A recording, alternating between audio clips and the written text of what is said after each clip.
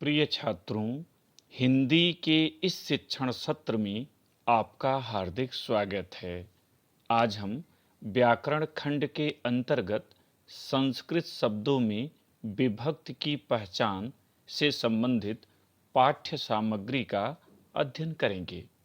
कक्षा 11 एवं 12 सामान्य हिंदी के पाठ्यक्रम में इससे संबंधित प्रश्न 2 अंकों का होता है, जो इस प्रकार से पूछा जाता है। निम्नलिखित शब्दों की विभक्ति और वचन के अनुसार सही विकल्प का चयन कीजिए। पहला, आत्मस शब्द में विभक्ति और वचन है। अ तृतीया विभक्ति एक वचन, ब सप्तमी विभक्ति बहुवचन, स पंचमी विभक्ति द्विवचन और द षष्ठी विभक्ति एक वचन। दूसरा, नामना शब्द में विभक्ति और वचन है। अ तृतीया विभक्ति एक वचन, ब चतुर्थी विभक्ति बहुवचन, स प्रथमा विभक्ति बहुवचन और द षष्ठी विभक्ति द्विवचन।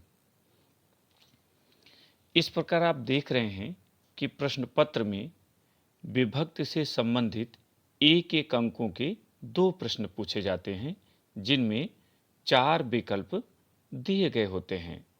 सही विकल्प का चयन कर उसे उत्तर पुस्तिका में लिखना होता है। यहाँ अगर सही उत्तर देखें तो होगा ब सप्तमी विभक्ति बहुवचन और यहाँ होगा अ तृतीया विभक्ति एक वचन। कोविड-19 के कारण 30% पाठ्यक्रम कम कर दिया गया है, इसलिए आप पाठ्यक्रम में केवल संज्ञा शब्द के अंतर्गत 2 रूप ही सम्मिलित रह गए हैं, आत्मन और नामन। आत्मन और नामन का शब्द रूप सभी विभक्तियों एवं वचनों में कंठस्थ करना आवश्यक है, क्योंकि इसी से संबंधित प्रश्न परीक्षा में पूछे जाएंगे। इन रूपों को जानने से पहले कुछ महत्वपूर्ण बातें जान लें और इन्हें स्मरण भी रखें, क्योंकि इनकी सहायता से आपकी बहुत सी समस्याएं हल हो जाएंगी। पहली बात है, संस्कृत भाषा में 3 वचन होते हैं, एक वचन, द्विवचन तथा बहुवचन। दूसरा, संस्कृत भाषा में 3 लिंग होते हैं, पुल्लिंग, स्त्रीलिंग तथा नपुंसकलिंग। तीसरा, संस्कृत भाषा में संबोधन सहित कुल 8 विभक्तियां होती हैं, प्रथमा से लेकर संबोधन तक।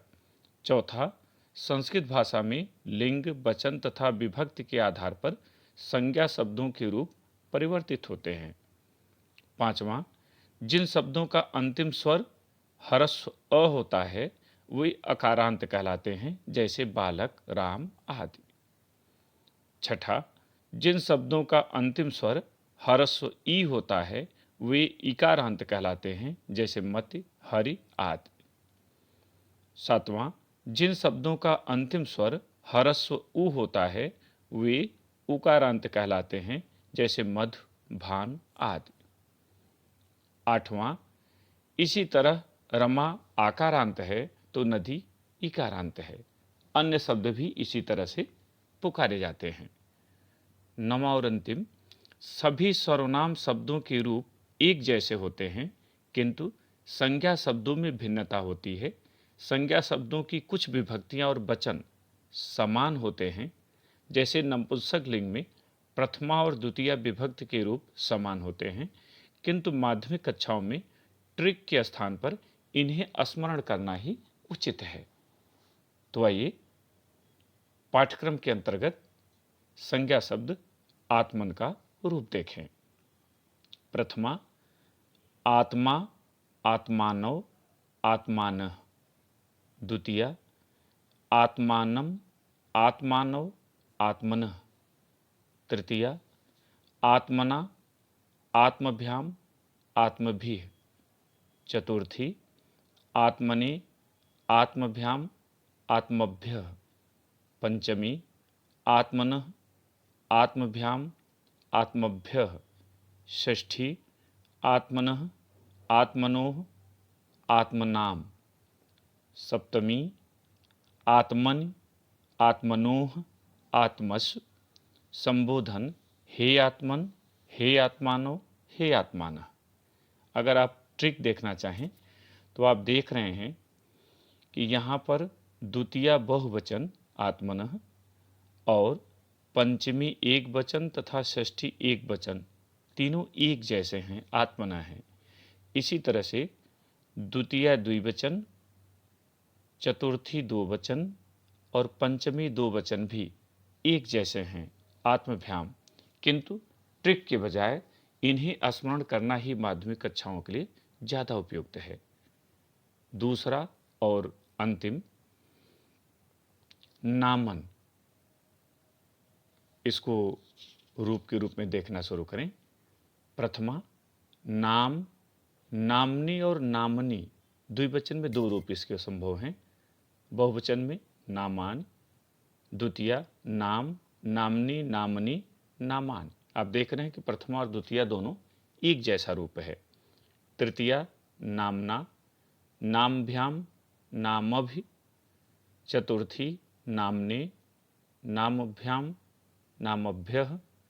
पंचमी नामनः, नामभ्याम, नामभ्यः। षष्ठी नामनः, नामनोः, नामनाम। सप्तमी नामनि, नामन। ये दोनों रूप संभव हैं। द्विवचन में नामनोः और बहुवचन में नामस। संबोधन हे नाम, हे नामन भी संभव है एक वचन में, और द्विवचन में भी दो रूप संभव है, हे नामनी, हे नामनी, और बहुवचन में हे नामान। अगर इन रूपों को ध्यान से आप देखेंगे तो बड़ी सहजता से आप याद कर सकते हैं और 2 अंक निश्चित कर सकते हैं।